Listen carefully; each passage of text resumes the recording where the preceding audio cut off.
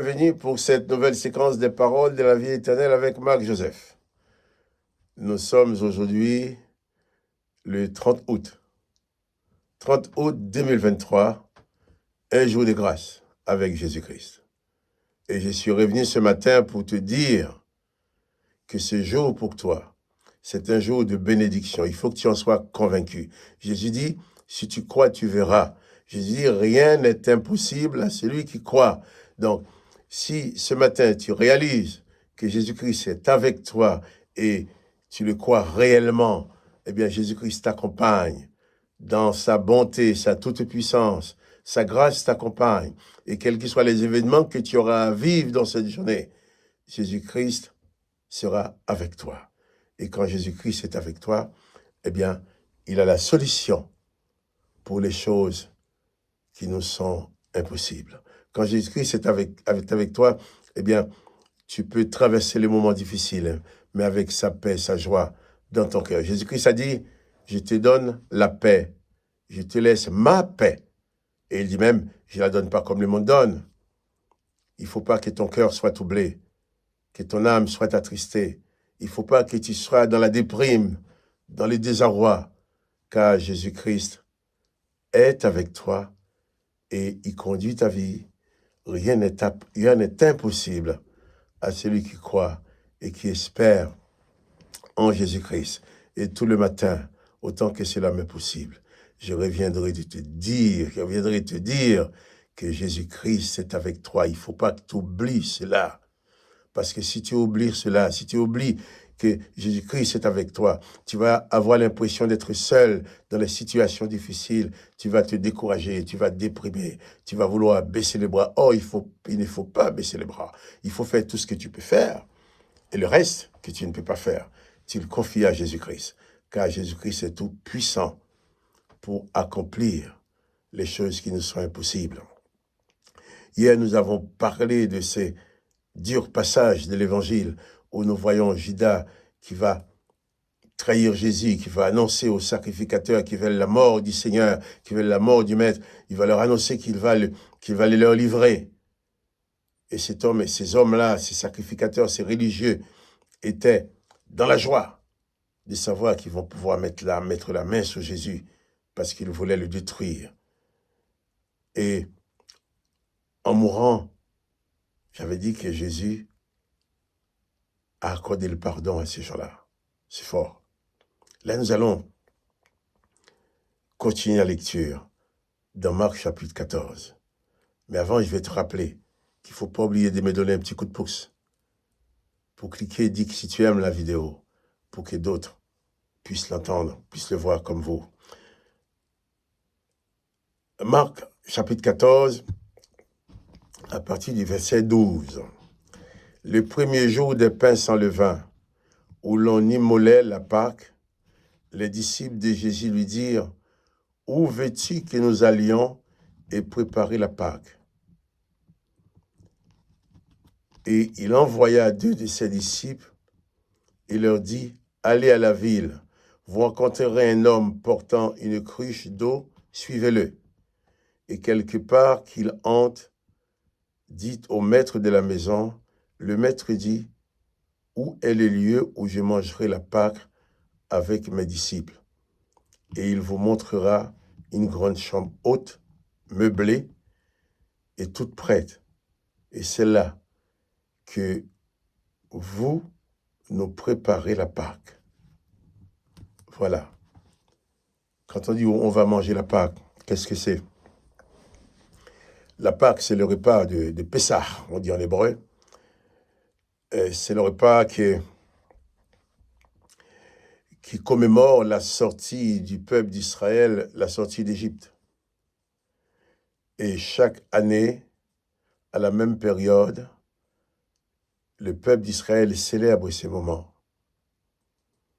Et c'est le moment où ils vont sacrifier des agneaux, ils vont sacrifier des bêtes. Et Jésus étant dans le pays, Jésus avait l'habitude de célébrer ce repas de célébrer cette fête aussi avec ses disciples. Il nous dit que les premiers jours, arrive le premier jour où qui allait commencer la célébration de cette fête. Parce que cette fête s'étale sur toute une semaine. Excusez-moi. S'étale sur toute une semaine. Or, les disciples de Jésus savaient qu'ils vont manger ces repas de Pâques avec Jésus et lui dire, où veux-tu que nous allions te préparer la Pâque? Les disciples veulent savoir où le maître veut que ce repas soit donné. Et il envoya deux de ses disciples disant, eh bien, tu vas dans la ville, tu vas rencontrer un homme avec une cruche d'eau, tu vas le suivre et arriver là-bas, tu vas demander au maître à la maison de te montrer les lieux où je mangerai la Pâque avec vous. Jésus n'avait pas de rendez-vous avec cette personne. Mais Jésus savait tout ce qui allait se passer. Jésus savait que cet homme était prédisposé à mettre cette chambre haute à sa disposition pour manger la Pâque avec ses disciples. Et effectivement, ils sont allés. Hein? Et cet homme leur a montré l'endroit. Il dit, le maître dit, où est le lieu où je mangerai la Pâque avec mes disciples?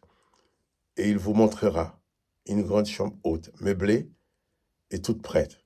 C'est là que vous nous préparez la Pâque. Jésus sait ce qui va se passer. Jésus connaît les choses. Jésus n'a pas déjà été dans cette chambre, dans cet endroit-là. Mais Jésus sait bien qu'il y a cet endroit qui est préparé pour lui. Je pense ça comme exemple pour nous, pour dire que Jésus sait ce qui va t'arriver demain.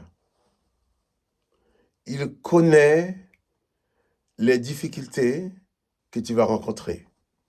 Il connaît le bon ou les mauvais moments que tu auras à vivre.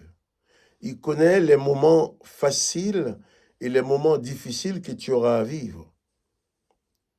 Il n'a pas besoin d'attendre que les moments arrivent pour voir ce qui se passe. Jésus-Christ maîtrise ton avenir. C'est toi qui n'en es pas conscient. Il faut que tu sois conscient que ton avenir est parfaitement maîtrisé, chronométré par Dieu. Et Jésus sait ce qui va arriver dans la journée. Et s'il sait que tu vas avoir telle difficulté, il prépare déjà le moyen pour toi de t'en sortir. Il n'y a pas de secret pour Jésus-Christ. Seulement, il t'appartient à toi de prendre conscience de sa présence dans ta vie et de lui faire confiance. En sorte qu'il n'y ait plus de moments de panique dans ta vie. En sorte que tu ne sois plus dans la dépression, dans les découragements. En sorte que tu ne sois plus malheureux parce que en te souvenant des misères, des souffrances du passé et en appréhendant les souffrances du futur. Quand tu te trouves emprisonné entre les souffrances du passé et les souffrances que tu sais qui vont arriver dans le futur, eh bien, que veux-tu? Tu ne peux pas tenir. Il te faut dans ta vie la présence de Jésus-Christ, la présence du Sauveur, la présence du Seigneur, la présence de celui qui a tout pouvoir, qui connaît ton passé, qui maîtrise ton présent, qui connaît ton futur, qui maîtrise aussi ce futur. Voilà pourquoi il est important de prendre conscience que Jésus-Christ est réellement avec toi. Et quand il est là, il conduit ta vie, il dirige toutes choses, il ne t'abandonnerait jamais. Alors c'est pour ça que je te dis aujourd'hui, c'est un jour de grâce et de bénédiction, il faut le croire. Un jour de victoire, parce que Jésus-Christ est avec toi. Écoute encore la voix de Jésus qui te dit personnellement, je suis avec toi tous les jours, jusqu'à la fin du monde. Et rien ne peut m'empêcher d'être avec toi, car c'est la volonté du Christ d'être avec toi. Il veut absolument que tu aies la paix dans ton cœur, la paix dans ton âme. Élève ton âme vers lui pour lui dire merci d'être avec toi et sois conscient de sa présence afin que tu puisses vivre en paix, vivre dans la détente. Alors, pas de panique, pas de peur, Rempli de terreur. Jésus-Christ est avec toi. Jésus-Christ est avec toi. Prends conscience qu'il est là. Réjouis-toi et détends-toi. Fais ce que tu peux faire et laisse-lui, laisse Jésus-Christ agir dans ta vie et en ta faveur.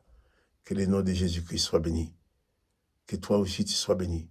Quant à moi, Marc Joseph, je te dis à demain. Et n'oublie pas le pouce, un petit clic sur like, j'aime, pour que d'autres puissent entendre la vidéo. Sois donc béni. À demain pour une autre séquence des paroles de la vie éternelle. Au revoir.